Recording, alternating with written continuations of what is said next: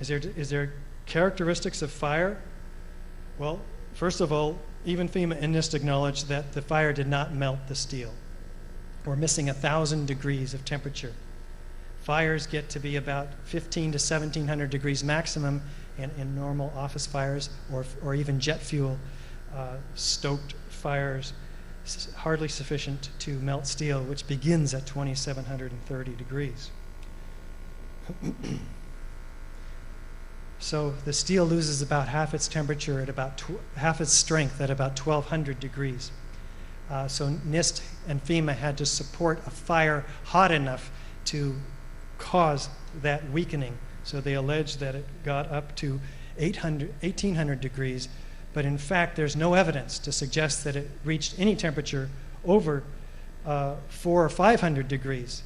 This test by Corus Construction in England showed that in an open office garage, the fire could only get, that is to say, the steel temperature above the fire, they could only get it to 680 degrees in a similar type of ranged test.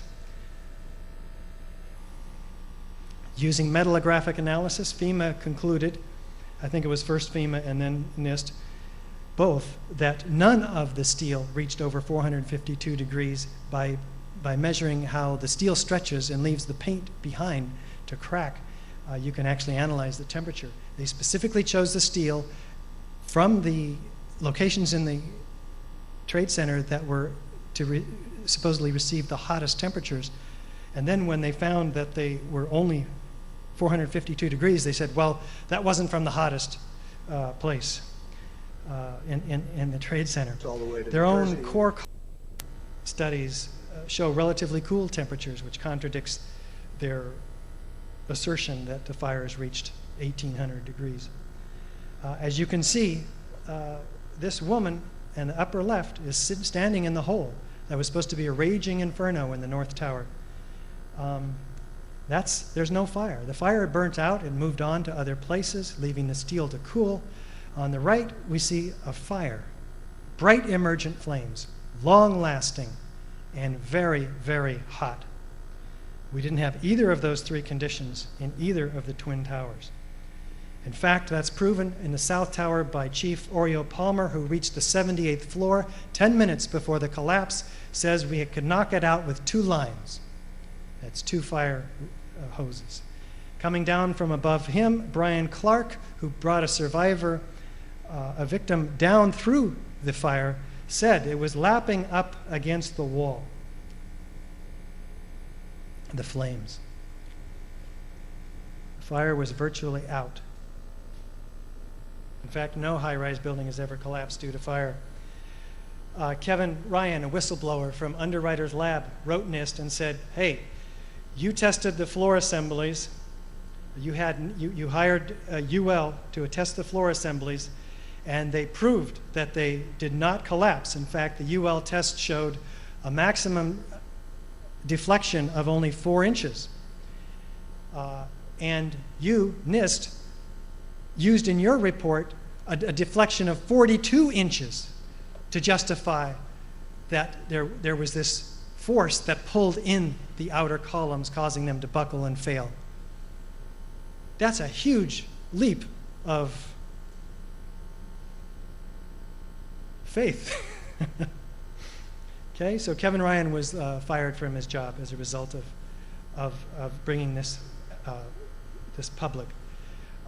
Also, the UL test had 2,000 degrees of testing under these series of 4 trusses under the assembly that was being tested, and put a load on it that exceeded a floor load, weight on top of the structures that exceeded the World Trade Center loading by a factor of 2. Completely unrealistic test, and yet it did not fail. It did not fail.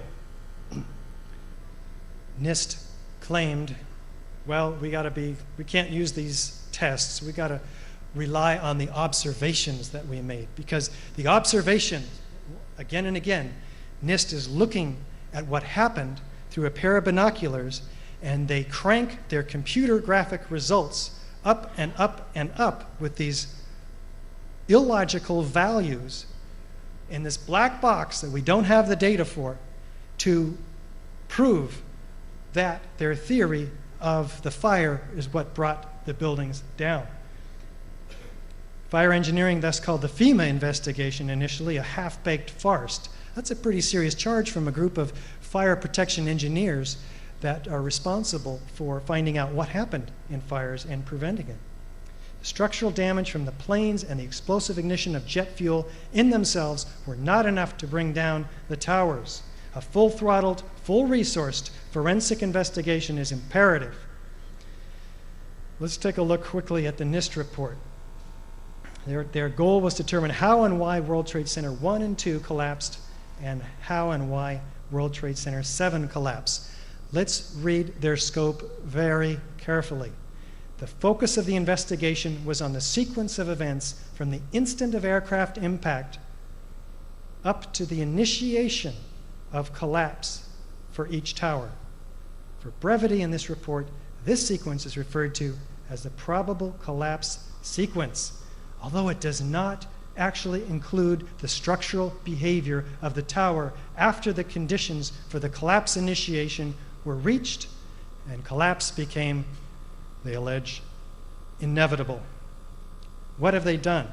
They stopped their investigation before any of the significant events began, before any of the evidence for controlled demolition became extremely obvious. They cannot afford to look at anything after this theoretical initiation of collapse, which they can't even support without falsified data. All of this is very carefully documented in Jim Hoffman's excellent treatise, Building a Better Mirage, NIST's 3-year, $20 million cover-up of the crime of the century. I encourage you to look through it and find the scads of unfounded assumptions.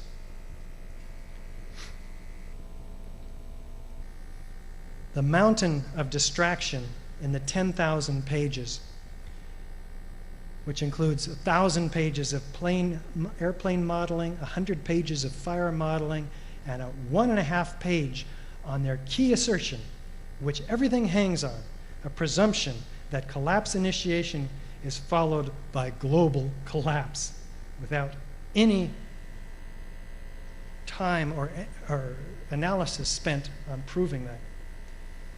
They refuse to publish the data. You can't get this is a public investigation. The American people have the right, who paid for this investigation, to have it be open. This is fairly typical of many of the investigations going on with the 9/11. It's full of outrageous lies, fudged computer simulations, as I've mentioned, calling structural engineers, therefore calling upon NIST and reaming NIST about their refusal to show the visualizations of their animations.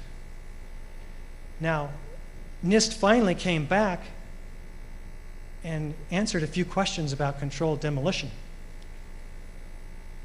And they said it couldn't be a controlled demolition. It didn't start at the bottom. That's the basic, that's what it boils down to. Well, I showed you one controlled demolition that started at the top. So they have no attempt to justify the sequential floor collapse mechanism or their column failure theory as it causing the building to collapse. Thus, the entire collapse theory becomes a completely unsupported opinion. It's not technical analysis. You can take the whole thing, 10,000 pages, and throw it in the garbage. Was there foreknowledge of the Twin Towers collapse? Well, FEMA was on site the day before with hundreds of employees for a drill for a fake biological attack right in downtown Manhattan, ready to go on